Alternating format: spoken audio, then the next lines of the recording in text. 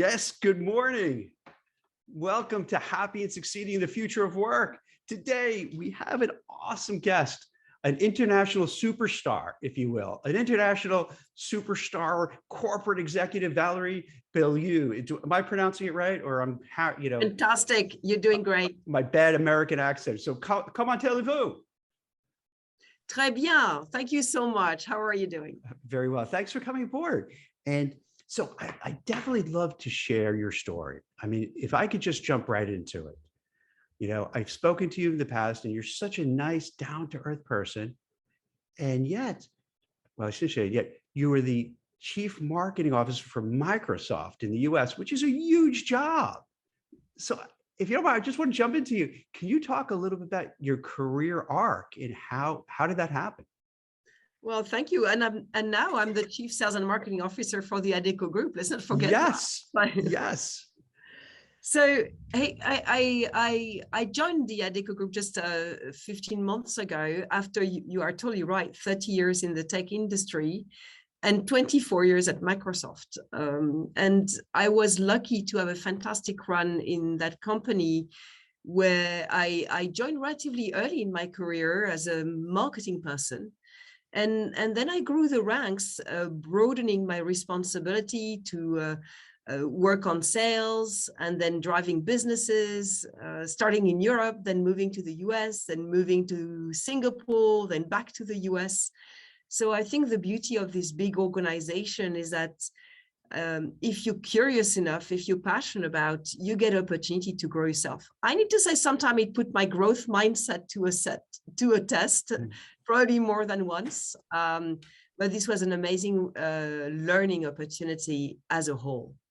For people who are watching this now, and then what will happen is we'll edit it and then post it again on social media. So for people watching, you make it sound easy. But how did that happen? You know, because that's a huge job. I mean, Microsoft, obviously one of the largest, most well-respected companies in the world. And and I will get to Adecco afterwards, but, you know, to get to that spot first, is there a secret sauce that you did to get noticed? Is it just hard work? Is it being just smart? Well, thank you for that question, because I do believe it's a bit of everything and a sprinkle of luck. I am very careful with the meritocracy dogma, because obviously nothing can happen if you don't put in hard work, but you also need to have the stars to align to make it happen as well. And I don't want to judge my success just by the title I reach, but more about, did I do all that was needed to be at my best all the time? And then when you are at your best, when you getting your mojo going and you're passionate about you're doing it 200%. And again, striving to be better every day. That's what I think got me where I went. I also want to say, and probably we're going to talk about women and women leaders, making sure that you build your network of sponsors and mentors. I think these are people who also made a huge difference in my career. And I believe that this is something that I also want to give back today, this learning and support that I've gotten from these fantastic mentors along my career. Well, suddenly very much responsible for my trajectory. So it's a lot of different things put together: the hard work, the effort, the enthusiasm. It seems like you have to really have passion for what you do to get to that next level. But then also, sometimes in life, you just have to be in the right place, the right time, as you say, luck, but also building and cultivating a network of mentors, protege, you know, people who kind of support each other. How was it like because when you started, very different than, I guess, it is now, as a woman in the tech field? Was that hard for you? Were you accepted? Well, I think people believe that engineers are people with flip-flops and baggy shorts and t-shirts. Well, obviously, there are these kind of people in the tech industry, like there are in other industries as well, by the way. But there is room for everyone and every diversity, actually. And it's true that when you come into an environment which is mostly male, there are a number of bias that are attached to the way that people are looking at you. And you, by the way, is the same for me. I have my own bias, so everybody has bias. So you need to be probably extra cognizant that you are also coming with your own bias and people are looking at you with their own bias. But I would say it is very important to make sure that while you're aware about that, you also focus on your impact, the impact you're driving. And I think that's also what gets noticed. And also making sure that it's about you in the end. Are you, again, growing, developing, continuing to drive more for others, and being also obsessed with the success of others and not only your success? And this has been a very strong driver for myself as well. It was never about me. It was never about my next job. It was about how much impact can I drive? How much success can I drive for others? Can I enable others? Can I share best practices? Can I learn more practices? Can I bridge these good practices? And I think that talks about what also makes you successful. You never stand alone. You're always in a team in a way or another. See, that's a really interesting way of looking at things. I would say here in the States, and I'm completely generalizing, I think a lot of people look at their career as like a lone sport. It's not a team sport. You're just doing it yourself and you have to advance and do whatever it takes. You're looking at it differently, like a holistic, hey, I'm not just focusing on me, I'm focusing on how I could benefit the company, my peers, my colleagues, my customers. It's a very different mindset, right? Well, I think it's all about realizing that we're always better than we are together. And it's very interesting when you think about, and that's a nice sideway maybe to the new world of work. When you think about how work is doing, we are drastically moving away from the task-based of the early 20th century. Most of the, at least office work, but I would say it's true for most of the jobs, they tend to be more team-based or project-based. It's very rare that you have a job that you can perform on your own. And so I think this is an evolution from the early days of industrialization to the more complex work we are living in, where we have much more cross-dependencies to be successful. We'll talk, maybe, let's see, that's a really good point. So what we could do later is talk a little bit about like hybrid, remote, because that's that, how do you collaborate together? But I want to say, what made you decide to then move from Microsoft to Adecco? Well, after years working with my clients on digital transformation, I was very much passionate about technology. I think you got that as a red thread in who I am and how I behave, this passion. I realized that the main blocker for companies to really yield the benefit of digital transformation was actually the talent agenda. And how do you help your own workforce to take full benefit of technology? How do you reskill them, hire new profiles, and how you really reap the fruit of that investment you're making on tech? This will only be dependent on how you really think your talent agenda. And that's why I was very passionate coming over into the Adecco Group to really how we make the future work for everyone, for both companies, but also for individuals. Because this transformation that I'm talking about for the companies on how to embrace digital media and digital transformation is also true on the jobs. Like jobs are also evolving as we all have to adapt into that digitized world. That's really interesting. And so how do you do, so as a chief marketing officer, how do you do that? How do you kind of get people to say, hey, things are changing, they're changing radically. This is kind of a new digital age, to get both the employees of the company, but then your company does, search, staffing, et cetera. So how do you make all this happen? Well, it's again, it's a team play. Right. It's never a one-person role. And what I like about the way we're doing it is that we're starting with the customer. We're starting with our clients. We're sitting down with them to understand where is their maturity stage? What are their next growth agenda? What is the next priority for their own transformation? and we helping them to think through what should be their talent agenda in the new context of their business priorities. We don't come with like prefabricated offerings. The beauty of the job that I do is that we have the full tool set that we can offer. And so starting with a customer is for me the critical path to success. And on this one, I want to say that there was this old methodology, you ask questions and the customer will end up giving you the answer. Well, the reality is that it's not true. No one has the answer. And it's through the co-ideation and the mutual questioning that we start to develop a solution that will be uniquely fitting to your need. And that's the fascinating piece, I need to say. And again, when you're lucky to have a lot of tool sets in your company, like we have in my group, it's really an opportunity to really drive the right outcome for our customers so that they are successful and their employees can benefit, long life employability, continue to grow and enjoy their job and really work for a purpose. So that's really my joy every day.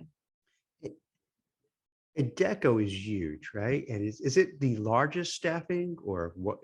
The number one, number two, or we're among the top HR company. So, and it spans the whole globe, right? International. Totally, so over 60 countries. That's amazing. So given the scale, what are you seeing now in terms of, for people who are watching this, listening to this, are there areas that are very fast growing? And everyone is different. So, they may not have the skills, but just generally speaking, what are some of the areas that are exciting, that are fast moving? And you'd recommend, say, hey, if you're curious, and I think post-pandemic, many people started reevaluating their work lives. Can I pivot to this? Can I reinvent myself? Any thoughts and advice, what people could look for in a career, in a job, in a sector? Well, I think today the talent scarcity is not a myth. I'm sure you've read that in the headlines and you've heard about it in other podcasts. And there is a reality of the talent scarcity, and this is not going to go away. When you think about the pyramid of the population, we have an aging population and fewer people entering the workforce every day. So my belief is that this is creating tons of opportunity, because the amount of work that needs to be performed is more or less the same. We still have to deliver, every company has to deliver on the same workload, and I'm putting that in air brackets. But with fewer people entering the workforce and more people retiring, we need to reinvent the way we work. And I am very optimistic that the next few years, probably the next decades, plural, are going to drive a lot of innovation and a lot of new jobs. I was reading a statistic recently that was saying that the jobs of the next 10 years, most of them are probably don't exist today. And so, of course, there is the traditional, hey, you need to be digital savvy, you need to be in tech profession, you need to be in data analyst, etc. Totally true. I think today there is not enough tech population given the exponential growth of computing. So that's true. That's an immediate opportunity, and it's not going to slow down as we put more computer chips in everything, in the clothes. Maybe I've heard people say maybe under your skin at some point. So this is not going away. But at the same time, I want also to make sure that people understand that the one diploma, one career forever, I think this will no longer happen. I think we need to be very cognizant that we are going to enter the workforce, and it's very likely that we are going to change profession multiple times. We may even have multiple careers. And that's very exciting for me, this concept of I'm going to be a lifelong learner, which I love. You may gather that from my career myself, but I think this is becoming a trend. So I was talking to students recently who were worried about, hey, will my diploma giving me the right access to the type of evolution that I'm seeking for? I said, well, be ready to take another diploma or to go through another training and multiple training so that you adjust your skills to how the jobs are going to evolve. So the framework is this, that you have people retiring, the baby boom is kind of leaving the market. Although I wonder, as a side note, with the stock market not doing too well and the economy being rocky, are they going to come back into it saying, yikes, I was hoping, I had this big investment portfolio. Now it's like, 20% less. I'll come back. But it does feel that the numbers, the data shows that I guess you could have a lot of people retiring and not enough people to fill the job. And with innovation and growth, there's so many jobs that are still going to be open. And for people to kind of, it sounds like what really the undercurrent is, you have to kind of keep learning and upskilling and training. And that maybe companies have to offer that too, to keep their people, because it's constantly changing. It's not as if you take a job in 10, 20, 30 years, it's the same type of job. It's moving so quickly. So like, it sounds like you're saying for people to really keep their eyes open for the trends, keep your eyes open. How can I keep learning and keep reinventing myself? And that's okay. You don't have to stay in the same job forever. You can kind of keep moving. And I find out with the younger generations, you Gen Zs and millennials, they're more apt than like a Gen Xer like myself or a baby boomer who was used to, I have to be at a company for X amount of years and that's it. So what you're saying in part is that, hey, it's okay. It's cool. You could have a bunch of different jobs. You could have different careers. You could have different jobs within those careers, and you can go on another career. And the key is to kind of just be curious, right? Keep learning, keep growing, keep getting skills. And this way you'll be employed and empowered. And I imagine after a while, those skill stacks add up. So then you become better because you just don't know one like silo of working at a company and that's it. So is that kind of that advice that you think would really work for people? I think it's indeed building your own tool set. Yeah. That will be a combination of where you are good at and what you have a passion for, because sometimes we have a passion for something we're just average. So it's good to also be aware of the areas where you are good at. And when you get that perfect tool set of the things you are super good at and the things you are super clear on what you are passionate, that gives you the flexibility to choose the job where you will be giving your full impact. And it's really a win-win for both the company you work for and then for yourself, because you totally blossom in your job. And I think this is where you have the best alchemy happening. And maybe you will be working for several companies at the same time. I mean, today we're talking a lot about the platform work, like the Uber of the world, etc. But what's the next generation? If you think about intense hybrid work where everybody works from home, what about you work for several employers at the same time? Is this a problem? Could that what do you think of that? There's this group. It's interesting. Why not? There's this group. Gosh, I'm spacing on the name. Unemployment for all. I can't remember. But their thing is like, hey, we'll help you navigate how to have like 2 or more jobs at the same time. But they don't really tell their bosses they're having 2. They just do it themselves. They're at home, primarily tech-ish kind of folks. So you're thinking that's something okay. That might be something that be more normalized. Like, hey, why not? I think we are going into a new world of work where all the possibilities are still to be explored. That's my only point. And that's why I was throwing that example, because I've heard stories like the one you described.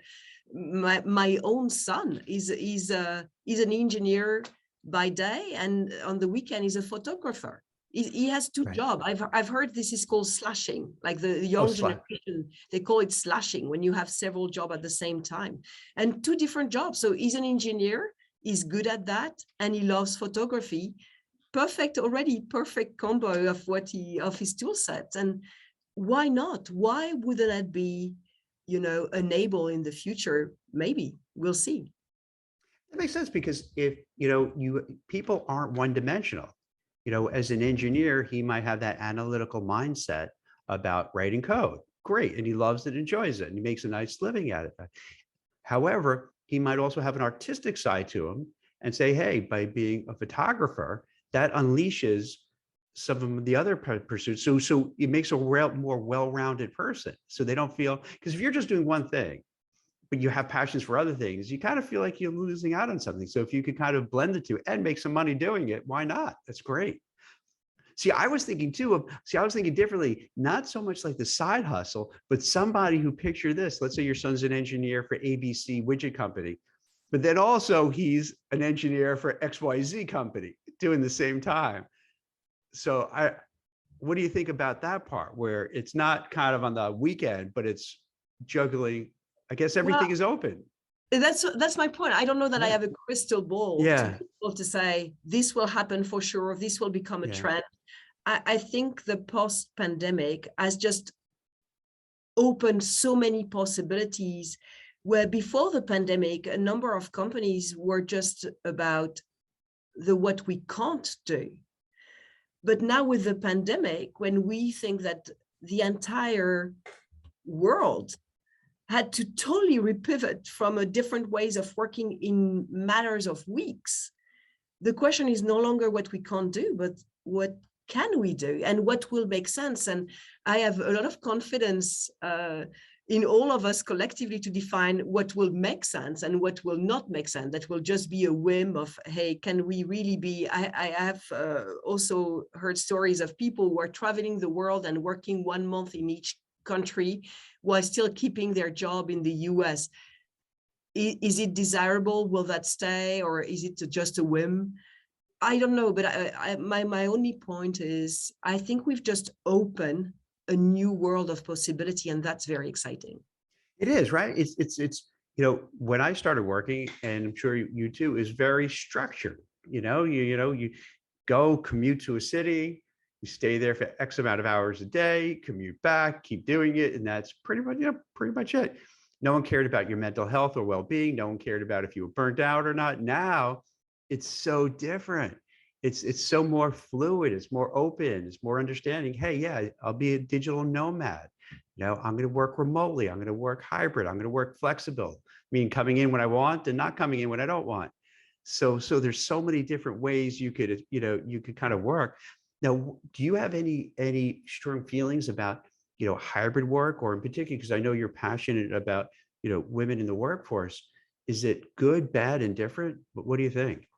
Well, thank you for asking me the question, because indeed, in this new world of possibilities, I want to make sure that, well, I want in my little contribution, but I'm very interested to make sure that the women are not losers in this new world, because we've made decades of progress on women in the workplace, having less bias, accessing more managerial role, more interesting careers, etc.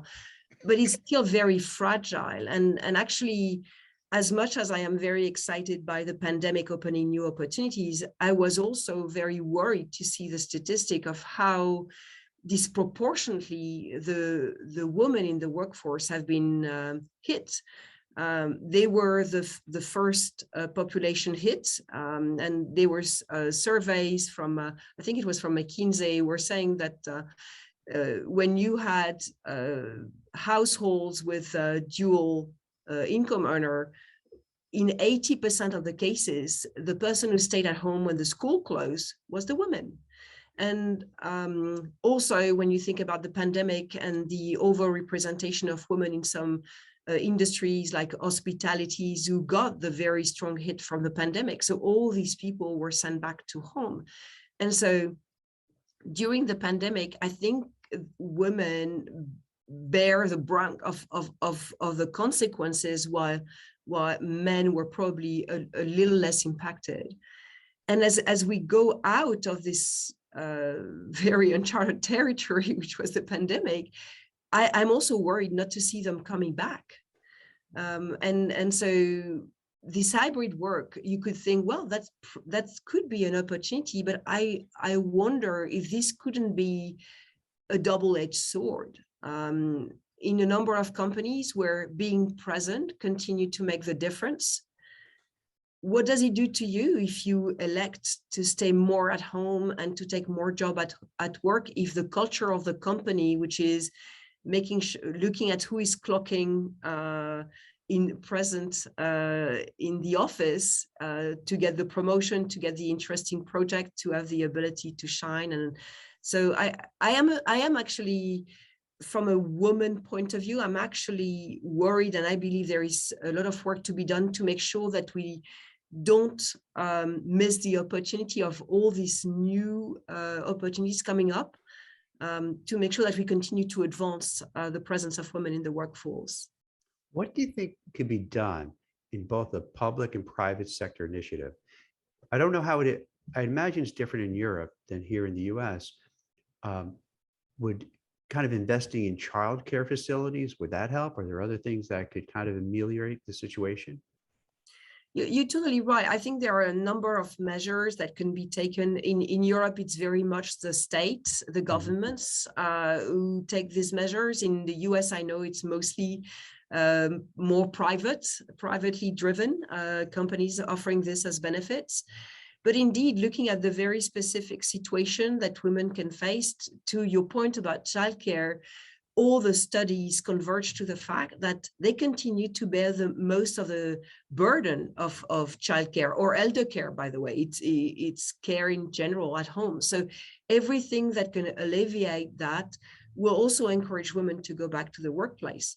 In France, you know, I'm French, you can tell by my name, Yes. probably by my accent.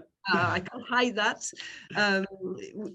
The fact that there are tax incentive for women to put children in daycare, that you have a large number of available seats for daycare, etc., allow the French women to be almost equally representative in the workforce today. So that's a good testimony that when you make it easy for household to make the decision, it's okay, either of us can work because we won't be taxed. On the contrary, we get tax benefit for putting the kids in the childcare that actually encourage women to go outside and work.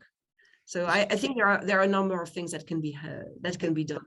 You know, maybe this is kind of naive, but I would imagine there's a big business in the sense that if you could provide affordable childcare and quality childcare, that would enable women to not have to worry about, oh gosh, how do I juggle, you know, young children and my career or elder care?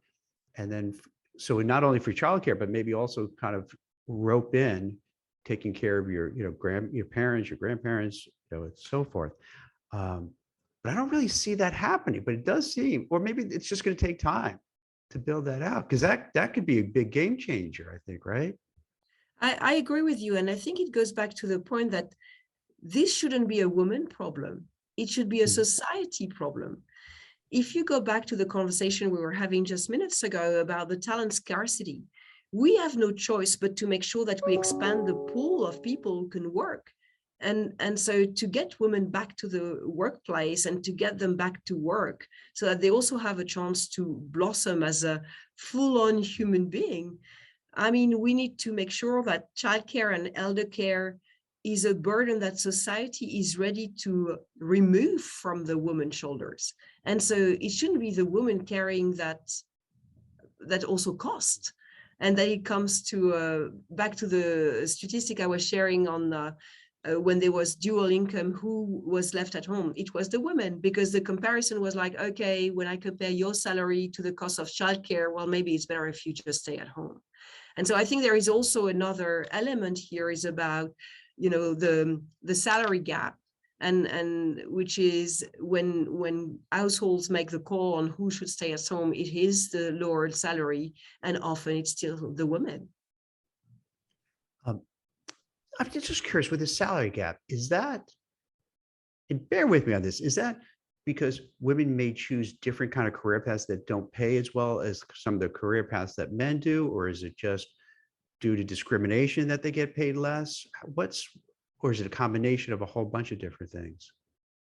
I tend to agree that it's probably a combination. You're totally right. When you think about early career recruitee, in most of my customers, in my clients, you usually have a good balance gender-wise. So it doesn't seem that discrimination happens so much at entry level, though there are things we can discuss on STEM roles, so all that relates to technical roles, where we still have a big imbalance in the number of women that are choosing these professions. But in general, the entry point is not necessarily the problem.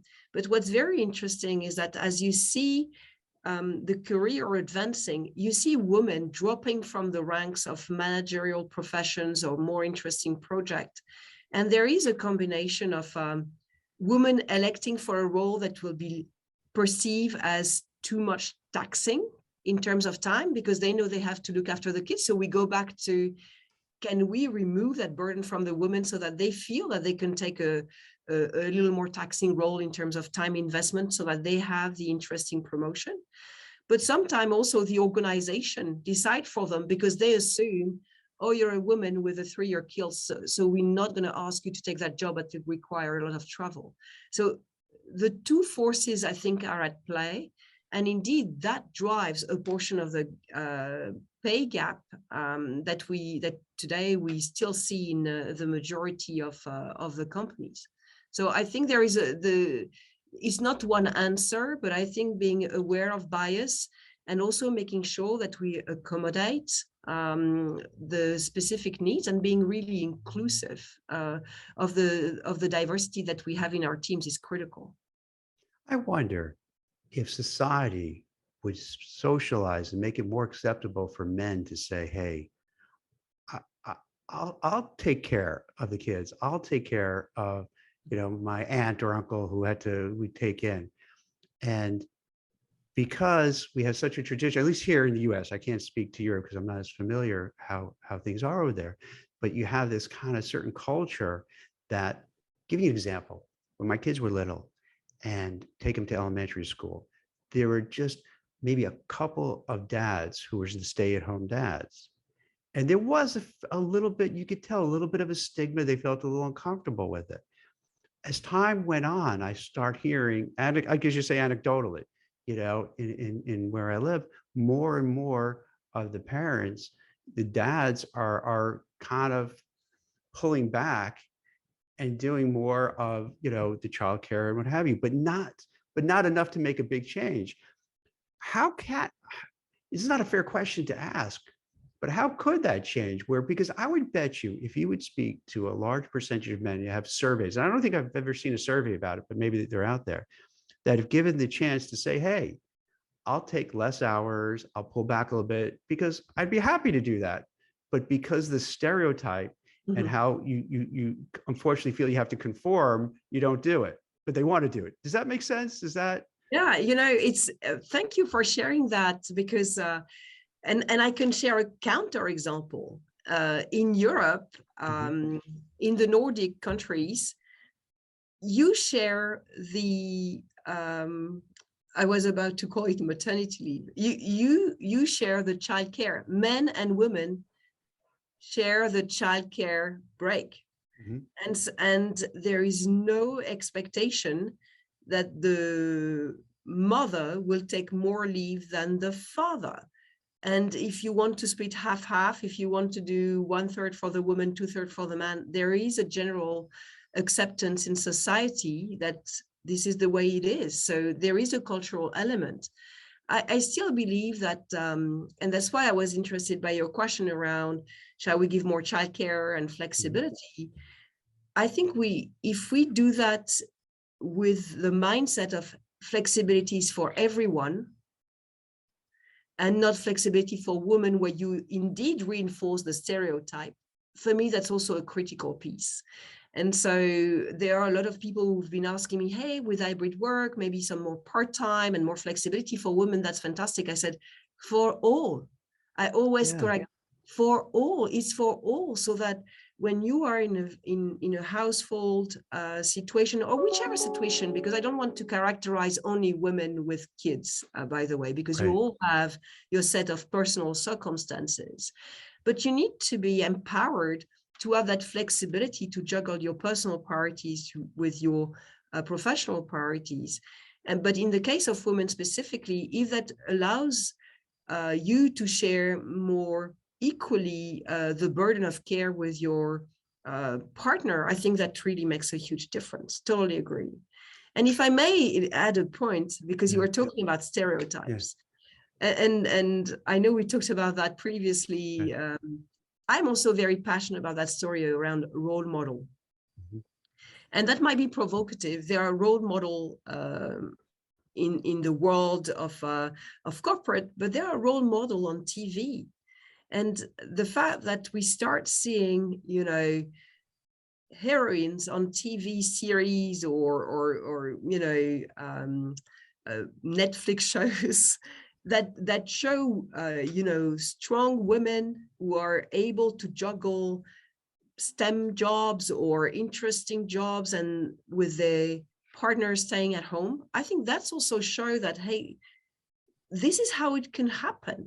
It shows it's possible. If you never see this, it's hard for you to represent yourself in that situation where you as a wife or a woman, you would be working and your husband will be the stay at home. If you never see it, if you don't know how it looks like. So this importance of showing for me is very critical as well. You know, if I may, I'll give you a personal anecdote. So I would, you know, I was commuting in from, you know, we lived in Manhattan, had a couple of kids, and the usual thing, go out to the suburbs, and then commuting into Manhattan for 20 plus years. And here in the States, commuting is terrible. It could take easy an hour and a half one way, an hour and a half the back. Next way, there could be an accident and you're stuck, literally stuck in your car for 2 hours. It's just torturous. Trains don't work that well. Buses don't work that well. They break down. And my wife really had the burden of taking care of the 2 kids. And so much so that sometimes they thought, okay, she was a single mom because I was always working. And then I had this epiphany where I was like, oh my God, I'm going to be that guy who comes home cranky after a long day or after a long week, you know, eat dinner, plop on the couch, you know, just be tired and disinterested because I'm just need enough strength to go to sleep and do it again. And I said, I can't keep doing this. This is ridiculous. My kids are going to like, they're going to remember me as that person. And what happened is I was actually I was driving around in town and there's literally a sign, and I guess figuratively a sign, where it's like one of the corporate buildings in my suburb, like the only one really. And it had a sign saying, hey, for rent. And it hit me, said, you know what? F it. I'm going to do it. So I kind of pulled out of Manhattan, said, even if I'm going to take a hit to my income, and I did take a big hit, because you know you don't have that socialization, you know, going out for drinks and dinner and all that kind of stuff. But it was the best move I made because I was able to drive my daughter to school, pick her up from school, take my son to soccer games, be coaching for soccer games and t-ball games, taking ballet classes. And it was like the best decision in my life because I really, took was so involved. And I think right now, we've cultivated a really great relationship, which is fantastic, which I think if I kept going back and forth to Manhattan, perpetuating that stereotype, this is what I got to do, this is what I'm supposed to do, I probably wouldn't have had that. I would have missed out on so many important events. So for people who watch, it's possible to do. I mean, it would be nice if I didn't take a financial hit, but I'm being very candid. It was a difference, but it was something, to me, it was more important to do that. And I wonder if more and more post-pandemic, now I did this before the pandemic, but I wonder post-pandemic, are there going to be more men who are going to start thinking, wait, there's more to life, and screw it. Just because I'm supposed to do this doesn't mean, well, no, I want to do other things. I got to contribute, at home. And it's not just mowing the lawn and, fixing broken sinks or stuff. But I don't know. I'm pretty optimistic that things might change. I'm totally, and I love that you share that story. And I love in two ways, because the first thing is that you learn that to choose to have a more balanced way, this is a hit on you. And that's what's happening to women every day.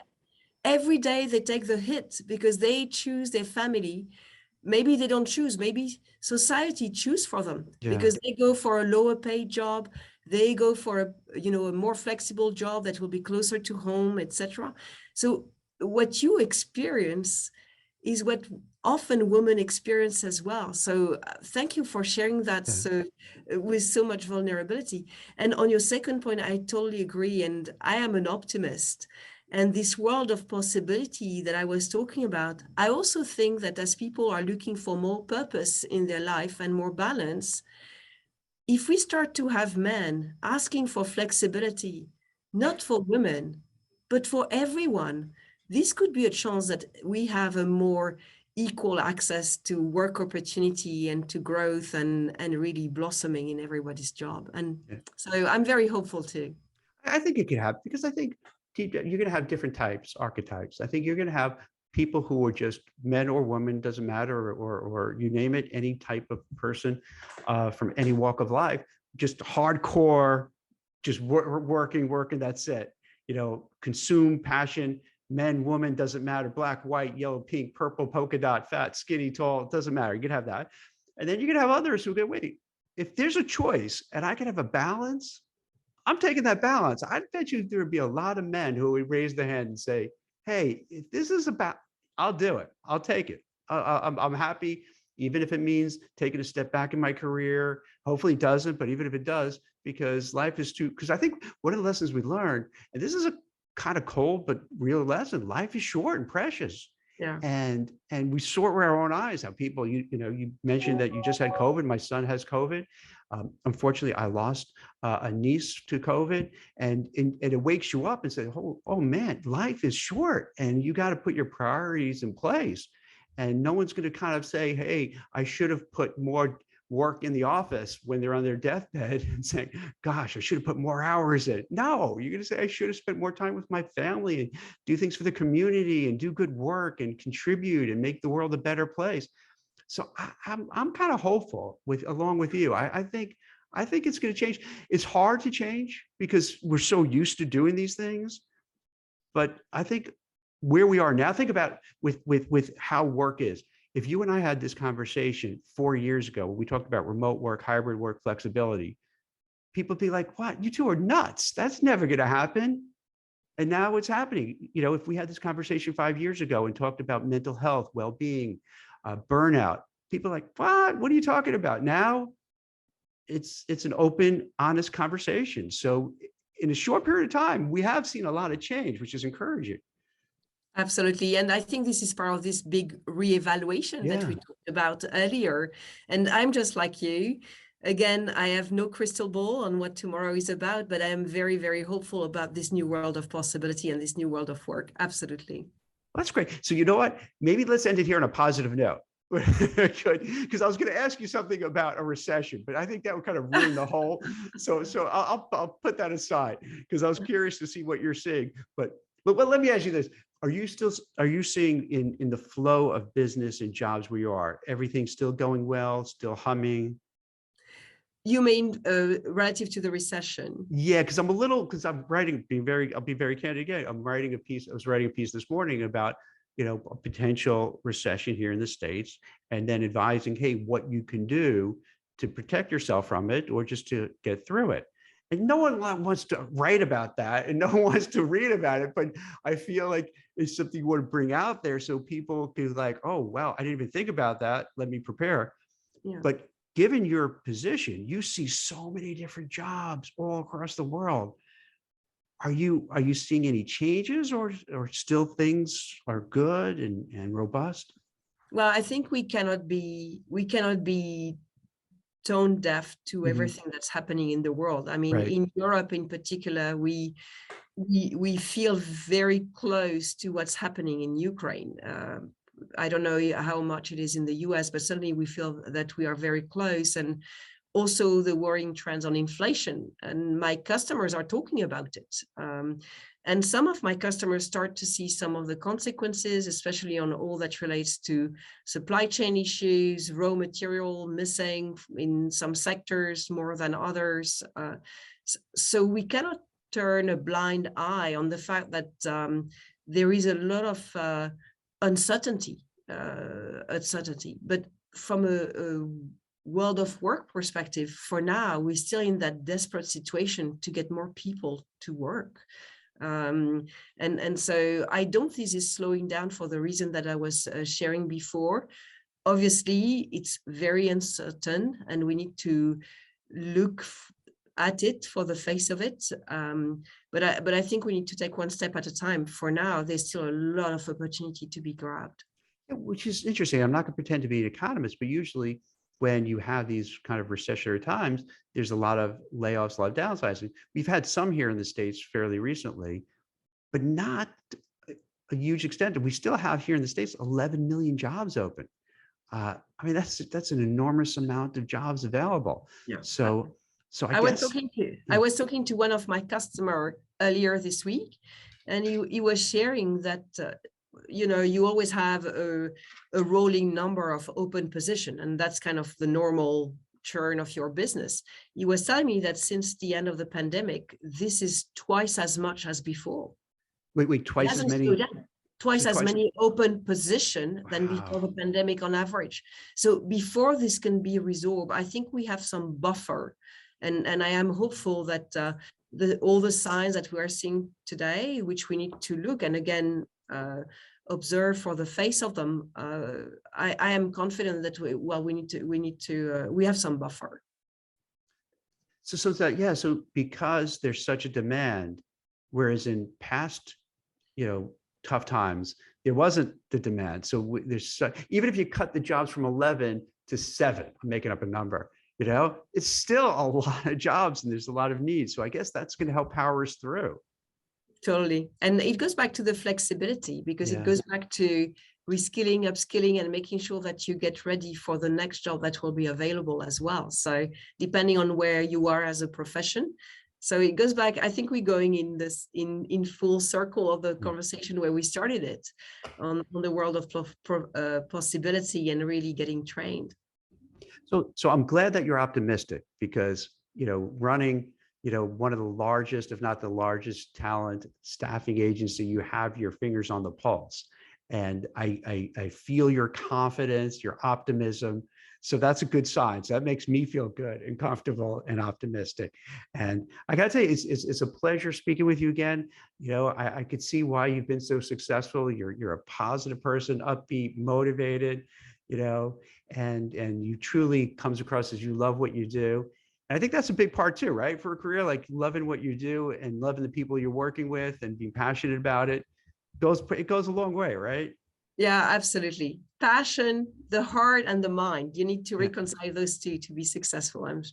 Excellent.